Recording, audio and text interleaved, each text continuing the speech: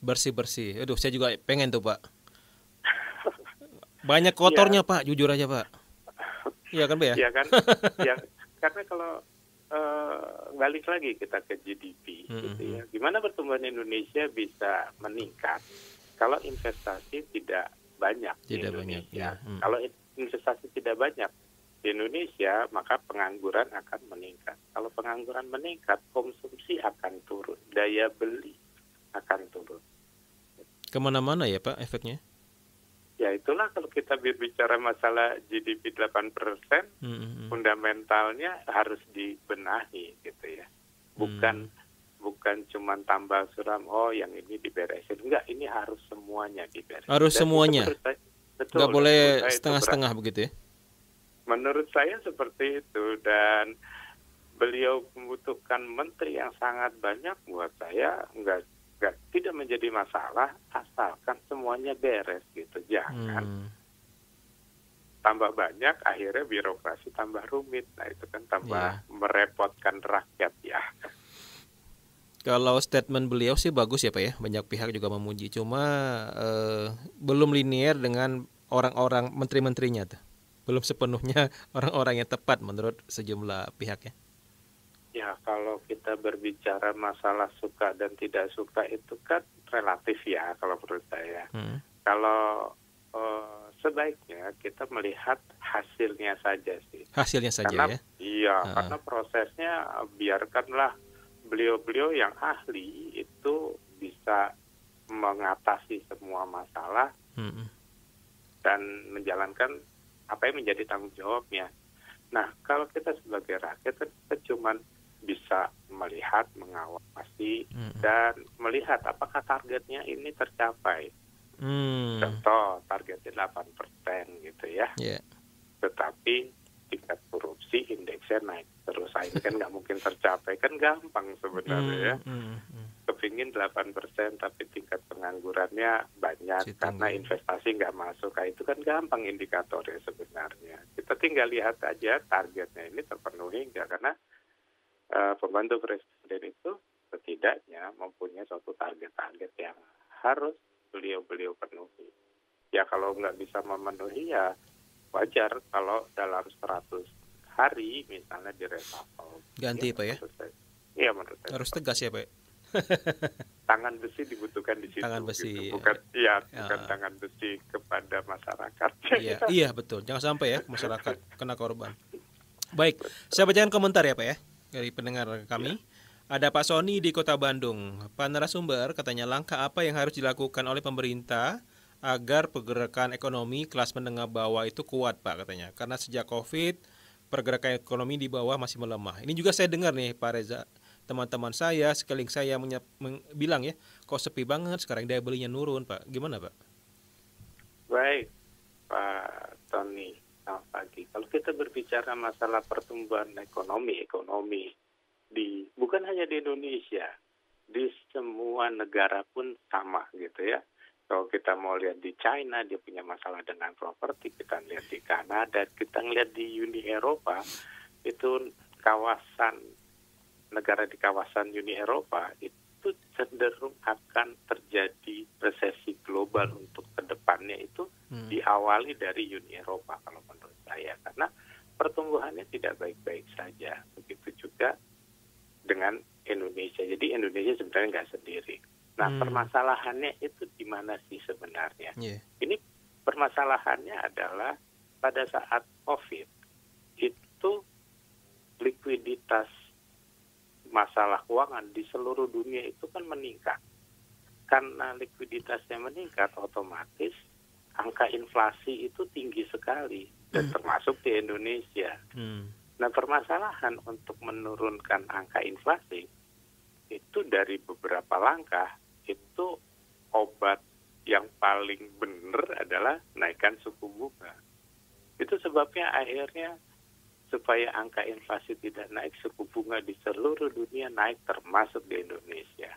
Apa risikonya suku bunga meningkat? Suku bunga meningkat, tentunya investasinya menjadi rendah karena pengusaha nggak bisa pinjam uang Hmm. karena bunganya terlalu tinggi. Otomatis aktivitas mulai dari manufaktur, jasa dan segala macam akhirnya turun. Kenapa? Karena likuiditasnya yang tadinya banyak itu ditarik. Jadi peredaran uang itu sedikit. Nah, ini yang menyebabkan akhirnya daya beli masyarakat itu rendah. Nah, kalau daya beli masyarakat rendah, bisnis pasti akan lesu. Yeah, yeah. Dan PHK terjadi di mana-mana. Ini dampaknya besar sekali. Jadi kalau menurut saya yang terbaik adalah, bukan terbaik ya, ini ada risikonya juga. Suku bunga BI harus turun. Itu yang paling gampang gitu ya. Nah, pada saat kita kan udah tahu ya suku bunga BI 6% gitu. Tapi kalau dia diturunkan, risikonya apa? Nilai tukar kita pasti melemah. Oh. Dan itu juga akan membebani APBN. Yeah. Ya, lalu kalau misalnya membebani APBN, bagaimana solusinya gitu ya? Nah, ini kan kita bicara orang bodoh aja gitu ya. Supaya bisa GDP-nya naik, bagaimana? Ya ekspornya diperbanyak gitu. Karena pada saat rupiahnya melemah terhadap US dollar, ekspor kita lebih banyak dibandingkan impor, kan kita surplus. Benar nggak? Iya, iya. Nah, permasalahannya adalah pada saat kita ekspor, ini kok sulit gitu ya. Karena kita pertama ekspornya itu selalu bahan baku. Jadi murah Bahan mentah. biasanya. Murah ya, Bahan Pak? mentah. Iya, harusnya kan bahan Makanya tengah perlu jadi atau hilirisasi itu ya, Pak? betul. Jadi apa yang dilakukan pemerintah sebenarnya sudah benar gitu ya.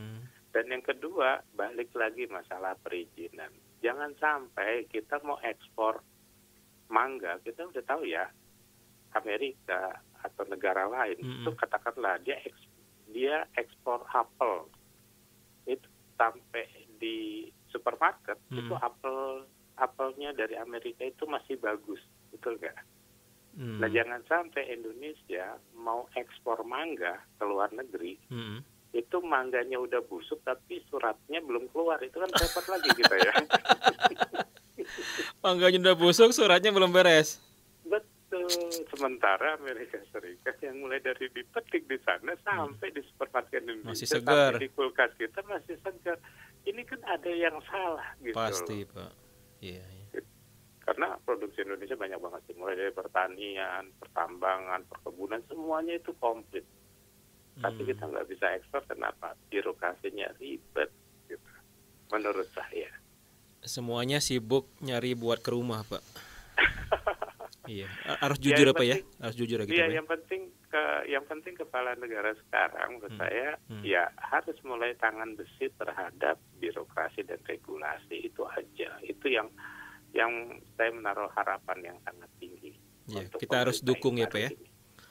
Mau didukung, yang milih atau tidak milih Pak Prabowo, tapi faktanya Pak Prabowo sudah dilantik, ya harus dukung yang baik.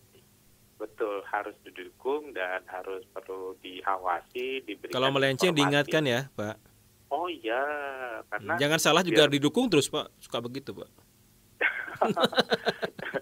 Tapi ini adalah suatu proses kok. Amerika Serikat juga menjadi negara yang seperti kuat seperti sekarang. Selama berapa lama, Pak? Melewat 100 tahun dan lebih, ratusan tahun lebih. Jadi Indonesia kan baru 70-an, ya wajar lah menurut saya. Masih remaja lagi, lucu-lucunya ya. Iya. Pak, tadi komponen lainnya dari GDP itu Bapak sampaikan tadi pengeluaran pemerintah ya, Pak? Ya, pengeluaran pemerintah itu kan termasuk barang, jasa, pembangunan infrastruktur, pelayanan publik, itu termasuk yang harus dikeluarkan. Jadi kalau pengeluaran pemerintah juga sedikit, ya gimana ceritanya ngelayanin kesehatan di Indonesia nggak beres gitu ya. Korupsi di BPJS juga meningkat, ya kan jadi repot ya kita ya. Jadi tidak tersebar gitu uang yang ada, karena kita harus tahu komponen yang paling penting sebenarnya dari GDP untuk di Indonesia itu adalah konsumsi gitu loh. Kalau konsumsinya rendah, iya, itu juga repot gitu loh. Dan pengeluaran pemerintah juga harus tinggi gitu. Kalau enggak juga ekonomi nggak Nggak jalan. gerak ya Pak ya? Oh, Betul, karena iya, kalau iya. semua ini tidak tidak besar, Mm-mm. investor tidak akan masuk karena tidak ada untungnya gitu. Nggak Mereka ada, itu nggak kan ada yang belanja ya Pak ya? betul, mereka mau menaruh uang di Indonesia, nggak usah lah investor luar negeri, investor Indonesia aja. Mereka mau investasi itu kalau menghasilkan untung, betul ya. Iya, iya, pasti. Nah kalau misalnya konsumsinya rendah, mereka buat apa aja juga nggak ada yang beli, kan repot jadinya ya. Mendingan Mm-mm. ke negara lain yang mempunyai biaya tenaga kerja yang lebih murah gitu. Hmm. Kompleks Indonesia ini nggak bisa diselesaikan dalam waktu 1 atau 2 hari. Banyak dari kita kepingin Instan. cepat semuanya instan. Ini Nggak harus bisa ya Pak ya? bertahap. Tapi sudah benar, yang pertama adalah bereskan dulu masalah regulasi dan birokrasi. Bereskan dulu masalah korupsi. Beresin dulu masalah kepastian hukum. Yang lain itu menurut saya akan lebih mudah jalannya untuk Gemes ya Pak ya ngomong regulasi birokrasi Pak. Bener Pak. Gemes ya Pak. Karena kan sudah terlalu besar ya. Iya, korupsinya juga gila Pak ya. Proyek-proyek itu waduh Pak. Sudah Ya, terang-terangan mintakan di depan begitu ya. tapi itu adalah satu proses, itu tantangan bagi pemerintah yang baru untuk berubah. Kalau nggak mau berubah kan repot ya. Iya. Saya bacakan komentar lagi ya, Pak. Banyak juga yang tertarik kayaknya dengan bahasan ini. Ada Pak Kusuma di Kota Bandung. Katanya hukum bagian dari kepastian berinvestasi, kata Pak Kusuma. Tapi kepastian hukum dan penegakan hukum di negeri ini baru akan terjadi apabila belut sudah keluar bulu. Oh, saking susah ini ya, nggak mungkin ya. Kemudian Ibu Sri di Ranca Ekek, Kabupaten Bandung. Kata Bu Sri, suku bunga diturunkan, daya beli masyarakat naik. Apakah itu tidak mendongkrak devisa negara katanya? Pak, silakan. Baik, kita satu-satu dulu Boleh, ya. boleh. Masalah hukum ya. Iya, Pak. Ya agak susah kalau di Indonesia ini kan nggak pernah ada satu, menurut saya ini, yang menurut saya pribadi adalah nggak ada satupun orang Indonesia yang nggak punya dosa gitu loh. Iya, iya. Masa lalu, sejarah masa lalu itu pasti ada. Nah kalau ini terus diungkit-ungkit nggak akan selesai gitu loh menurut saya. Ada baiknya kalau kita mulai dari pemerintahan yang baru, itu kita mulai dari titik nol saja gitu. Ini pendapat pribadi aja. Yeah, kalau misalnya katakanlah kita akan mulai di 1 Januari misalnya, 2025. Ya yang sebelum 2025 ya kalau dia mau korupsi segala macam ya sudah tutup mata. Begitu tanggal 1 Januari lewat misalnya, siapapun itu habisin gitu. Sikat Pak ya? Iya, karena kalau tidak ini nanti akan menjadi apa ya? Presiden buruk. Presiden buruk yang menjadi presiden Indonesia itu seperti naikin macan gitu ya. Oh. Begitu dia turun dimakan sama macan, kan nggak selesai kalau kayak gini ya. Iya. Jadi balas dendam gitu ya. Iya. Kalau menurut saya udah aja buat suatu garis yang tegas gitu ya, bahwa yang dulu ya sudah, yang akan datang yang ke depan ya. Anda ambil Rp1 milik negara, selesai udah gitu ya. Semuanya disita, semuanya dihukum berat, itu menurut saya jauh lebih baik. Nah, kalau untuk suku bunga diturunkan, defisit akan nambah gitu ya, sebenarnya adalah ini dampak dari pertumbuhan ekonomi yang sangat masif gitu ya. Kita tahu lah ya namanya apa yang namanya Amerika Serikat itu pertumbuhannya hanya 2,8%. Wah, kecil dong, Pak. Iya. Sekelas Amerika. Iya. Lalu China saat ini pertumbuhannya cuma 0,9. Waduh, lebih bawah lagi. Iya. Indonesia, Pak? Indonesia itu kan pertumbuhannya tadi berapa? 4,9% ya? Iya, 4,95 ya. Oke. Uni Eropa aja 0,4 gitu. Jadi apa artinya, Pak? Memang ya dunia sedang tidak baik-baik saja. Kita jauh lebih baik pertumbuhan ekonominya. Kalau kita ngelihat datanya, itu bagus gitu loh. bagus. Oh. Tinggal permasalahannya adalah bagaimana kita menjaga dan menaikkan ini menjadi 8%. Itu kan PR-nya dari Pak Presiden Prabowo gitu. Yeah, yeah. Nah, resiko dari pertumbuhan yang tinggi itu inflasinya tinggi, itu permasalahannya. Angka inflasinya di Indonesia itu otomatis tinggi gitu. Nah, kalau kita bicara masalah inflasi, ujung-ujungnya gimana kalau inflasi ini harus turun gitu. Ya, sebenarnya Indonesia ini angka inflasinya sampai hari ini itu cuma 1,7 loh. Amerika Serikat itu 2,4 loh angka inflasinya. Nah, menurut saya pada saat angka inflasi 1,7 itu sudah selayaknya suku bunga tidak 6% gitu loh. Yeah. Terlalu tinggi kalau menurut saya di 6%. Dia harus turun. Resikonya apa? Resikonya nilai tukar rupiahnya, mata uangnya pasti akan lemah. Jadi Gitu ya. menurut saya Indonesia, banyak orang mengatakan Indonesia dalam keadaan tidak baik-baik saja. Menurut saya sih baik-baik saja kalau saya melihat datanya ya. Ya datanya apa ya harus. Betul, yang harus dibereskan justru regulasi, birokrasi, sama kepastian hukum. Ekonominya sih sosok ya, kalau menurut saya sih bagus-bagus saja, wajar kalau Presiden Karena dunia Prabowo, juga mengalami hal yang sama ya Pak. dunia tidak baik-baik saja dan Indonesia baik-baik saja menurut saya. Yang tidak baik itu kan kepastian hukum ya. Kepastian hukum. Pak, konsumsi, investasi, pengelolaan pemerintah, ekspor impor, kalau semua juga komponennya dibenahi, nanti 8% itu bisa kecapai ya, Pak? Menurut saya secara teori itu bisa gitu. Tinggal sumber daya manusianya mampu atau tidak. Jadi mampu nggak menurut Pak Reza? Harus mampu dong. Gimana ceritanya bisa mampu kalau gizinya kurang ya? Gizinya kurang. Iya. Ya karena yang paling mohon maaf ya, yang paling murah itu kan mie instan kan. Gitu. Yeah. Ya repot ya, karena itu kan nggak ada gizinya dan kita mendidik generasi berikutnya dengan mengkonsumsi mie instan berlebihan dan kita salahkan mie instan itu. Enggak, sebenarnya bukan permasalahan mie instannya, tetapi nilai gizinya nggak ada. Gitu. Jadi pola makan itu harus dibenahi. Wajar kalau misalnya pemerintah yang baru ini itu berbicara masalah makan siang gratis gitu. Ya karena penting ya gizi. Anak-anak kita ini harus mendapatkan gizi yang asupan yang baik gitu, asupan yang baik, gizi gitu yang bagus, outputnya juga mereka jadi SDM yang berkualitas ya.